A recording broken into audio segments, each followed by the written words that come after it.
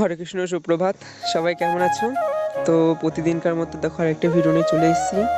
তো এখানে দেখো সকালবেলা উঠে মঙ্গল আরতি পরে মন্দির আরতি মন মার্জন করে এখানে দেখো কলসিতে জল সব বাসনগুলো রেখেছি। এই যে আমার বাসন সব বসানো হয়ে গেছে, এখন অর্চন করব। এই দেখো সব সাজানোর কত সুন্দর করে সাজিয়ে সাজিয়ে রেখেছি। তো আমার এই পুজো করার সময় সাজানোটা বেশি ভালো লাগে। সুন্দর করে সাজিয়ে রেখে যখন অর্চনটা করি না, খুব সুন্দর লাগে। বাসনগুলো যখন তকতকে তকতকে করে, আমি একটা পাঠে শুনেছিলাম যে ভগবানের যদি সবকিছু সুন্দর করে সাজিয়ে দিয়ে ভগবান অর্চন করা হয়, তো ভগবানের মানে খুব ভালো লাগে জিনিসটা সুন্দর। তো ওইভাবে করেই করি। দেখো তো আমার অর্চন এদিকে হয়ে গেছে। আজকে অনেক ফুল পেয়েছি, একজনের মাঠে কয়েকটা ফুল হয়েছিল, তো দিয়ে গেছে ঠাকুর সেবার জন্য। দেখো কত ফুল আজকে দিয়ে গেছে।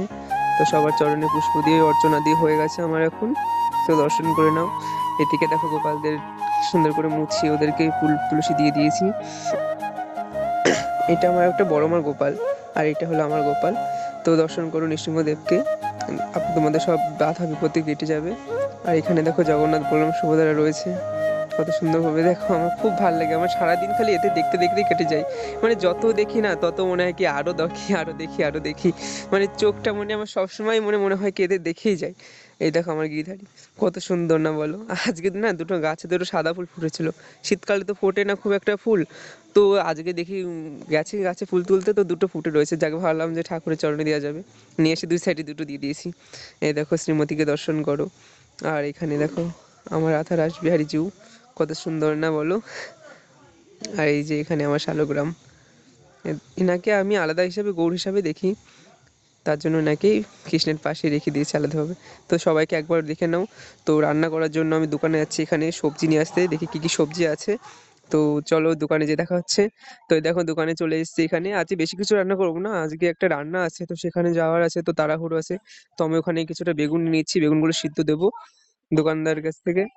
আর এখানে এসে দেখি একজন শাক নিয়ে বসেছে। আমাদের বাড়ির পাশেই এখন বাজার বসে যায়, কত সুন্দর। সকাল হলেই আর বাইরে বাজারে যেতে হয় না, মাঠে টাটকা শাক সবজি সব। গ্রামে থাকলে না এই একটা সুবিধা, যে যার সবজি আছে সবাই নিয়ে আসে এক জায়গায় রেখে দেয়, তো ওখান থেকে যার যার পছন্দ হয় তারা তারা নিয়ে নেয়। তবে এই দেখো আমার এখানে অন্ন ফুটে গেছে চালটা। এখন যে বেগুনগুলো ছিল সেগুলো একে একে দিয়ে দিচ্ছি। প্রথমে টমেটো সিদ্ধ দিয়ে দিচ্ছি, আলুটা দিয়ে দিয়েছি, আলুটা তুলতে আমি ভুলে গেছিলাম। আলু টমেটো লঙ্কা দিয়ে দিয়ে এবার ঢেকে দিলাম। তো অন্নটা হতে থাকুক ওদিকে। আর এখন দেখো আমরা অন্য প্রায় হয়ে গেছে, এখন বেগুনগুলো একে একে দিয়ে দেবো। তো বেগুনগুলো দেওয়ার পরে ভাতটা এখন আমি দিয়ে নেবো। তো আমার এদিকে দুপুরে রান্না শেষ করে এদের ভোগ দিয়ে দিয়েছি। আজকে সামান্য কিছু আয়োজন করেছি, খুব আজকে কাজের চাপ ছিল একটু।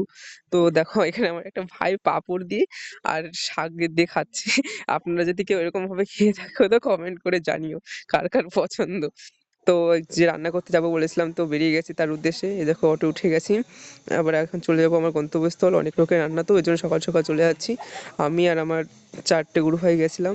তো এসে দেখি এখানে যজ্ঞ আদি আজকে হয়ে গেছে। দেখো এখানে আজকে যজ্ঞ হয়েছে।